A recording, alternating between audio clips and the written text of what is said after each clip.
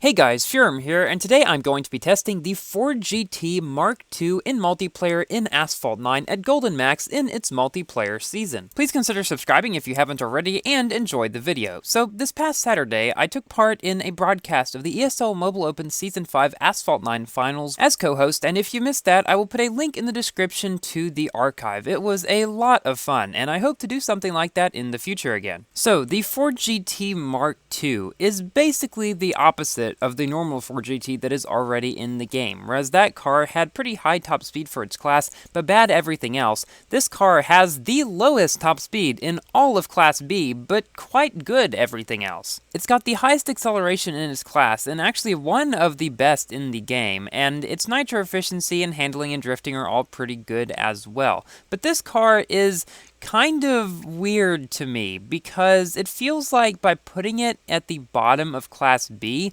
rather than in Class C, they kind of negated any use that it might really have, except for shockwave knockdowns from below, somehow. While this car does not seem particularly useful, it is fun to drive, and I am still going to be trying to win it in its Grand Prix, but I'm going to see if I can do it at 1 star. And I think a lot of people are going to try this as well. I got into Tier 1, actually, in the Grand Prix, and the top 10 out of 20, so the top half in Tier 1 get the car. So I'm hoping I should be able to do that. So far, not many other people have upgraded it past 1 star, because I think everyone knows that the SSC Twatra is going to be coming soon, or the Bailey perhaps they're just trying to get, because you can't actually get that car just by playing the special event, so people aren't going to be spending a whole lot of tokens on this one, I don't think. So maybe it will be my first and possibly my only Grand Prix car to win at 1 star. I'm definitely going to try it. This one of many races on New York that I had was one of the weirdest races I think that I had on this track. I went up this ramp here, I tried to do a 360, but instead my car just did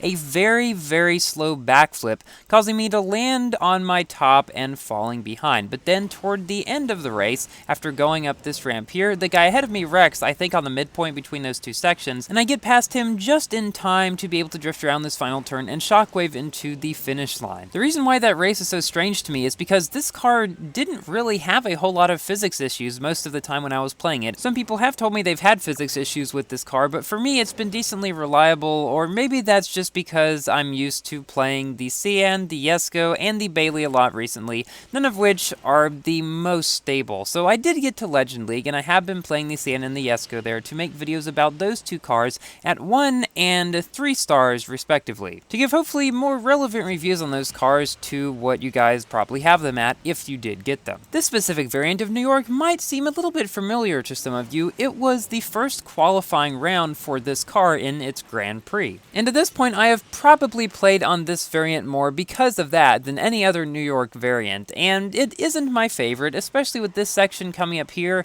where it's faster to go up top, but if you don't do it just right, you will lose a ton of speed around these corners, and I still haven't quite figured how to get through them properly. The guy directly behind me lost a little bit of speed there too, but he is still staying right there and actually catching up a bit as well. So about the Bailey, I am 36 blueprints away from unlocking, and there are only 2 that I wasn't able to get, the guaranteed ones in the event. So that means I would have to spend, on average, about 5,400 tokens in order to unlock it, which honestly I do not plan on doing. I think I will just wait and save my tokens for whatever the Twatra is. We both shockwave up that ramp back there, and he's able to pass me because he goes a bit lower, and I just kind of go up without a barrel roll, and so he's able to come in first with me, not too far behind him though. And we have happened across another track that is in the Grand Prix, Pudong Rise, which is I think the current one that's going on. And since we are on the topic of Grand Prix, a few people have thought of ways to make Grand Prix better, and the one that I like the best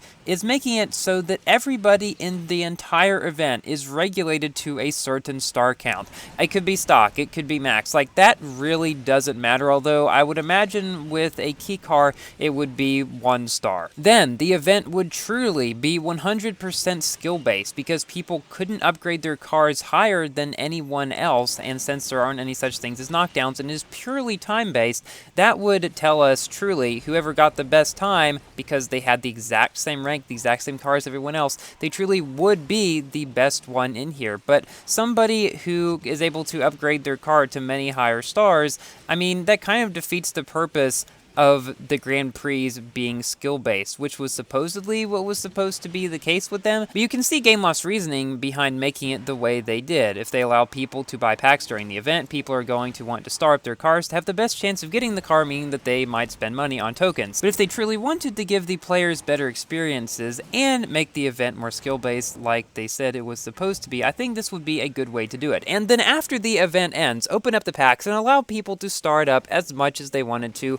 if they were able to get it. That way, I think people would have the best of both worlds. They'd get a very skill-based event and still be able to upgrade the car to their heart's content if they so desired after the fact. This race is a very close duel during this season on what I believe is one of the shorter 90-second tracks in the game, usually only taking about a minute for most cars in the game to finish. At the beginning, we could see that he took the left route and I took the right route. Now, they ended up being about the same in this case. Now, I think the left route might still be slightly faster if done properly, even at the beginning of a race, but only if your car has good nitro efficiency, such that you can maintain shockwave throughout it, and such that you actually get enough barrel rolls on the first ramp to be able to get shockwave. Because if you don't have shockwave going up that place over on the left with all the flowers on the hill, you're going to be losing speed, and thus it would just be better in most cars, I would say, except for the very best nitro efficiency ones, to just go to the right at the beginning of the race. Now, I know Afik had a trick with bumping at the bottom,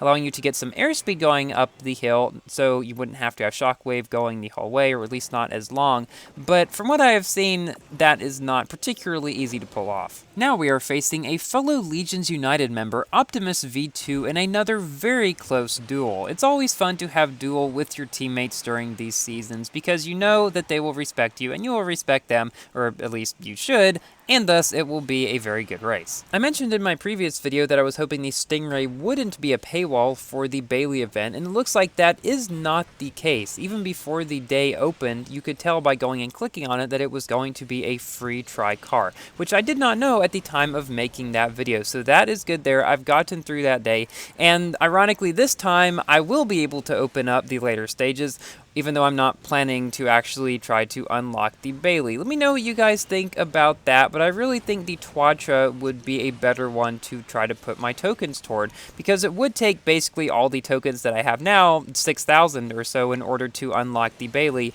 and I just don't think that's a wise decision at the current time. Recently, I've been trying to go up that ramp there as much as I can without flat spinning, so as to avoid hitting that darn little car over on the side. You guys know which one I'm talking about. Probably the most hated piece of traffic in all of Asphalt 9. Now, there is a place on one of the New York variants before one of the sharp turns where there's like 7 or 8 cars in a row, but at least they're not too difficult to avoid. And we take the victory in this race, although Optimus V2 put up a very good fight. And now for our final race in the video, which is again on New York. I found this track a lot in this season, which I like because it allows me to practice on it and get better at it, and I feel like I have gotten a little bit better, although still it throws me for a loop a lot of the time. And now for my general review about this car. It is a low-end B-class car, not a king in the slightest. However, it does have one of the best accelerations in the game, but the lowest top speed in Class B.